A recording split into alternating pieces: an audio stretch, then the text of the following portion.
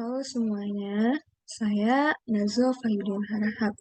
Di sini saya ingin menjelaskan sedikit tentang alur pembangunan dan prinsip konstruksi dari bangunan sederhana. Oke, kita mulai.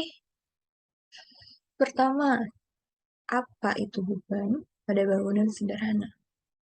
Dalam bangunan sederhana, beban pada bangunan dibagi menjadi 3 kategori, yaitu pertama beban mati atau beban sendiri.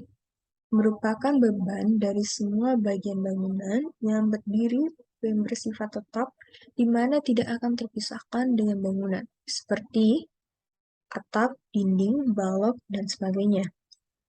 Yang kedua ada beban hidup atau beban tidak tetap adalah beban yang sifatnya berubah-ubah atau tidak tetap. Beban hidup dapat menopang pada beban mati dalam jangka pendek ataupun panjang, seperti contohnya itu manusia, furnitur, dan sebagainya. Yang ketiga ada beban lateral. Ini juga tidak tetap. Dia bersifat tidak tetap dan tadi bebannya ini berasal dari luar bangunan. Contohnya itu angin, gempa, hujan, dan lain-lain.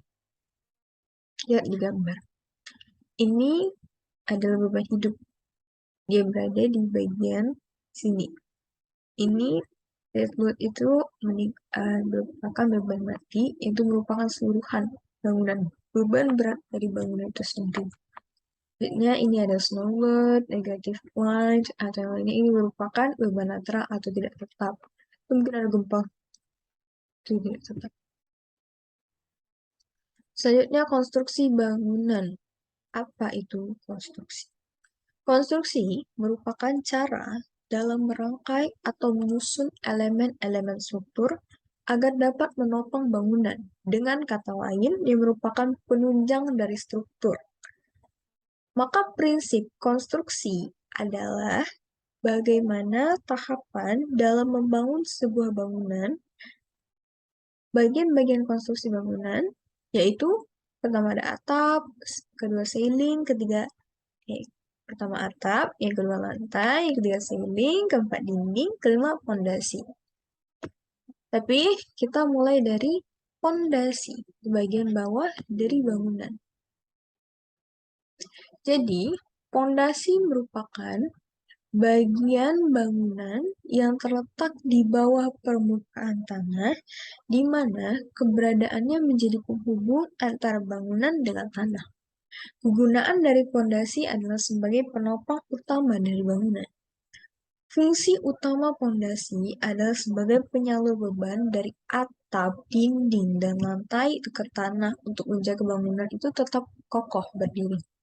Adapun fungsi lainnya yaitu sebagai pertama, kaki bangunan atau alas bangunan. Yang kedua, sebagai penjaga agar kedudukan bangunan tetap stabil. Karena itu, bentuk dari kedalaman fondasi itu sangat dipengaruhi oleh jenis dan kelembapan tanah dari bangunan yang ingin dibangun. Karena semakin lunak tanah, maka semakin luas permukaan fondasinya. Ini jenis-jenis fondasi. Jika dikatakan bahwa tadi fondasi itu tergantung dengan keadaan tanah, maka jelas bahwa fondasi itu memiliki banyak macam. Pada bangunan, jenis fondasi yang digunakan itu dipengaruhi oleh berat struktur dan konstruksi bangunan, ketinggian bangunan, beban fungsi, dari aktivitas yang diwadahi dalam bangunan, serta kondisi tanah di mana bangunan itu didirikan. Seperti jika kita membuat rumah tinggal, fondasi berbeda dari kita membuat tempat ini mana seperti kantor di mana banyak orang-orang bekerja, di mana banyak lebih banyak jiwa yang berada di dalamnya, maka fondasinya pun bisa jadi berbeda. Dan terus jenis fondasi itu harus diperhitungkan itu guna menjamin kestabilan bangunan terhadap beratnya sendiri, beban dalam bangunan, serta beban lateral seperti tekanan angin dan gempa bumi. Jenis dari fondasi itu dipilih, tidak boleh mengalami penurunan level yang melewati batas agar tidak merusak bangunan di atasnya. Jadi, pintar-pintarlah dalam berbisnis. Secara umum, fondasi itu dibagi menjadi dua, Yaitu pertama ada pondasi dangkal, di mana itu digunakan pada bangunan yang tidak terlalu besar seperti rumah sederhana atau bangunan umum lainnya yang terletak di atas tanah yang teras. Jenis-jenis dari pondasi dangkal, beberapa di antaranya itu berpondasi menerus batu kali, pondasi umpak, pondasi footplate, pondasi bidang plat beton bertulang, dan sebagainya. Yang kedua ada pondasi dalam. Itu pondasi yang digunakan pada bangunan yang berada di atas tanah yang buruk. Bangunan dengan bentangan yang cukup lebar, bangunan bertingkat. Jenis-jenis pondasi dalam diantaranya yaitu pondasi tiang pancang, pondasi sumuran, pondasi porpel, dan sebagainya. Ini beberapa contoh pondasi dangkal.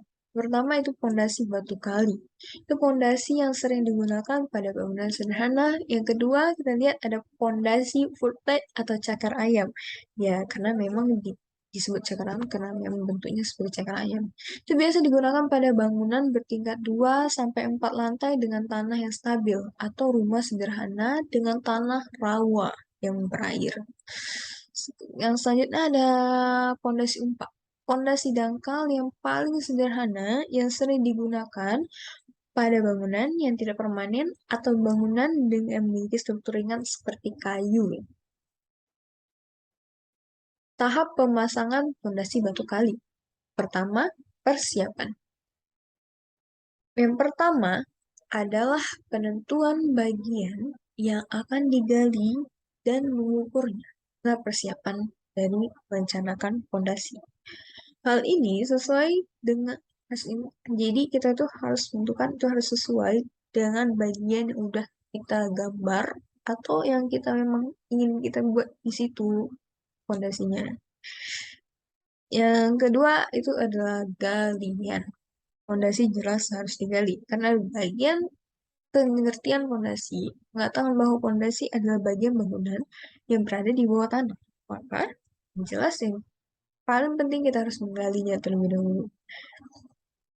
Digalilah sesuai yang diperlukan. Maksudnya, kita harus memperhitungkan juga pondasi seperti apa yang ingin kita gunakan, jenis tanahnya bagaimana, maka selanjutnya kita bisa menggalinya dengan kedalaman dan lebar yang sesuai dengan bangunan yang ingin kita bangun. Ketika kita menggali itu harus dilengkapi dengan bow plank. Jadi bow plank itu berguna sebagai penentu titik pondasi sesuai dengan gambar yang telah disiapkan. Yang selanjutnya itu urukan pasir. Pasir uruk itu diletakkan pada bagian dasar pondasi. Hal ini digunakan untuk meratakan beban, karena pasir merupakan media yang baik dalam meratakan beban. Selanjutnya ada profil pelaksanaan pada pondasi batu kali. Profil pelaksanaan pada pondasi batu kali ini berfungsi untuk menentukan bentuk pondasi serta mempertahankannya. Dan jika kita lihat di gambar samping ini ada beberapa penjelasan. Yang pertama itu terlihat ada B kecil. B kecil terdapat di sini. Apa itu B kecil? Itu lebar pasangan bagian atas pondasi. Ini dia lebarnya. B kecil. Dan selanjutnya ada B besar, itu lebar pasangan bagian bawah. Ini pondasinya segini besar lebarnya bagian bawah. Yang T kecil, tinggi pasangan tegak muka atau rolak. Di sini, T kecil. T besar, tinggi pasangan pondasi. Ini, berarti ini tinggi pondasinya segini. Sisi T besar ini. Selanjutnya H kecil adalah tinggi lantai dari muka tanah. Ini H kecil dan H besar itu kedalaman galian. Berapa banyak yang udah kita gali, mulai dari H besar. Oh ya, tadi ada di sini bentuk pondasi batu kali yang udah jadi secara perspektif itu kayak gini dia bentuknya. Udah sama SUV di sini juga. Ini ada detail pondasi batu kali. Pada bagian paling dasar dari pondasi batu kali itu diisi dengan pasir uruk yang berfungsi sebagai penstabil permukaan. Yang selanjutnya itu terlihat di gambar itu ada pasangan batu kosong. Batu ini disusun secara berdiri dengan tanpa diberi jarak antar batu. Bagian ini berfungsi untuk menahan beban agar pondasi itu tidak runtuh. Yang di atasnya terdapat pula pasangan pondasi batu kali sebagai bagian utamanya dan bagian paling atasnya kelewat. Bagian atas pondasi batu kali sebelum bagian slope. Oke, yang tadi. Slope. Apa itu slope? Slope merupakan struktur dari bangunan yang terletak di atas pondasi dan memiliki fungsi untuk meratakan beban pondasi, serta sebagai pengunci dinding sehingga jika terjadi pergeseran tanah. Slope ini merupakan faktor penting bersama dengan balok dalam sistem struktur bangunan. Bahan yang menyusun slope itu terdiri dari semen, pasir, dan kerikil dengan perbandingannya itu 1, 2, dan 3 yang dilengkapi lagi dengan besi di tengahnya. Selanjutnya, metode pelaksanaan slope. Slope itu terbuat dari bahan yang sama dengan kolom ataupun balok, sementara bentuknya mirip dengan ring balok. Namun jika ring balok menerima beban dari atas, slope ini menerima beban dari atas dan dari bawah. Tepatnya dari bawah itu dari gaya dorong tanah. Karena itu, slope itu memiliki rumus 1/10L untuk standarnya. 1/10L itu berarti 1/10 dari panjang sisi ruangan. Jadi jika ruangannya itu memiliki ukuran 3 kali 3, maka standar pembuatan slope-nya itu seharusnya 20 kali 30 cm dengan 20 cm itu sebagai standar besar slope. Kedua, kolom adalah elemen struktur yang berbentuk vertikal atau berdiri tegak yang berfungsi untuk menerima beban aksial dan meneruskannya ke pondasi. Kolom terbagi menjadi dua jenis, yaitu pertama ada kolom utama, yaitu kolom yang menjadi penyalur beban bangunan sehingga dia berfungsi sebagai batang tekan vertikal. Yang kedua, kolom praktis, yaitu kolom yang berfungsi hanya sebagai pengikat dinding. Metode pelaksanaan kolom utama itu ada 5. Yang pertama itu pelaksanaan pemasangan besi kolom yang dilakukan setelah pemasangan pondasi meliputi besi dan sengkang. Yang kedua itu adalah pembuatan mal menggunakan backcasting atau perancah dengan besi dan sengkang itu berada di tengah-tengah backcasting dengan jarak masing-masing itu ada 2,5 cm. Yang ketiga itu memasukkan beton yang meliputi semen, pasir, dan batu. Yang keempat, kita harus menunggunya selama 7 hari sebelum akhirnya backcasting bisa dilepas. Gitu, keren dulu ya. Yang kelima, maka kolom akan terjadi. Bukan terbuat. Gambar dari pembuatan kolom utama. Kita lihat di sini kolom utama itu, ini backcastingnya, ini ditahan. Backcastingnya ditahan supaya dia nggak kemana-mana. Selanjutnya ada metode pelaksanaan kolom praktis. Dinding itu dipasang terlebih dahulu. Jadi kolom praktis itu nggak kayak gambar kayak kolom utama tadi. Jadi kolom praktis ini dinding duluan dibuat. Baru akhirnya setelah dindingnya beberapa senti lebih tingginya, barulah kita pasang backcasting. Jadi backcastingnya pun beda dari yang tadi. Yang tadi kan bentuknya memang betul-betul tiang ya. Kalau ini dia cuma ya papan, diapain, baru nanti masukkan semen, adonan beton di sini, dicor. Selanjutnya ada ring balok. Pengertian dari ring balok itu merupakan salah satu bagian dari struktur sebuah bangunan yang dirancang untuk menanggung beban dan menyalurkannya secara horizontal. Jika tadi vertikal, ini horizontal. Yang menuju kolom penopang yang selanjutnya diteruskan ke pondasi. Ring balok itu memiliki bentuk yang sama dengan slope, namun memiliki berat yang lebih ringan dari slope karena dia berada di atas. Selanjutnya itu ada fungsinya. Fungsi dari ring balok itu sebagai media penyalur gaya beban secara horizontal kepada pondasi melalui kolom, serta sebagai pengikat kolom-kolom agar tetap mempertahankan bentuk dan posisinya yang semula, serta mengikat dinding yang berada di bawahnya. Ring balok itu terbuat dari bahan yang sama dengan kolom, sehingga ring balok dan kolom itu bersambungan. Metode pelaksanaannya itu dimulai dari pekerjaan bangunan ring balok. Pembuatan ring balok itu menggunakan backcasting yang dikaitkan dengan kupu-kupu. Selanjutnya, pembesian, pengecoran ring balok, sehingga pembukaan backcasting ring balok setelah 21 hari. Cukup lama daripada kolom yang tadi cuma 7 hari ya. Dan dalam pembuatan ring balok, kita itu punya perhitungan dan untuk besi dan sengkangnya. Dalam pemasangannya, ring balok ini menggunakan rumus min seperempat L plus setengah L dan min seperempat L, seperti di gambar ini. Ini yang seperempat, setengah, seperempat. Jarak sengkang dibagi menjadi 3 sesuai dengan panjang ring balok. Ini panjang ring baloknya itu. Nah, bagian ujung-ujungnya dari sengkang itu, ini seperempat, ini setengah, ini seperempat.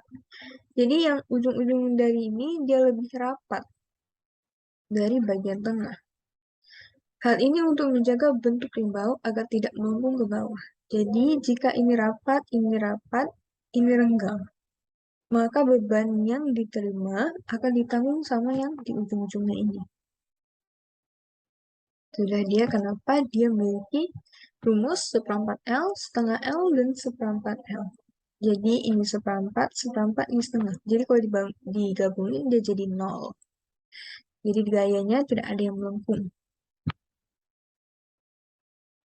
Ini gambar sambungan ring balok dan kolom. Hubungan kolom dan balok. Tulangan dari kolom itu dilewatkan ke balok ring. Nah, panjang lewatan itu minimal 40 kali diameter atau 40 cm. Karena tulangan utama dari baja itu 10 mm. Dan tulangan bagel itu 8 mm. Selanjutnya balok latte. Pengertiannya itu adalah balok yang dibuat persis menempel di atas pintu dan jendela.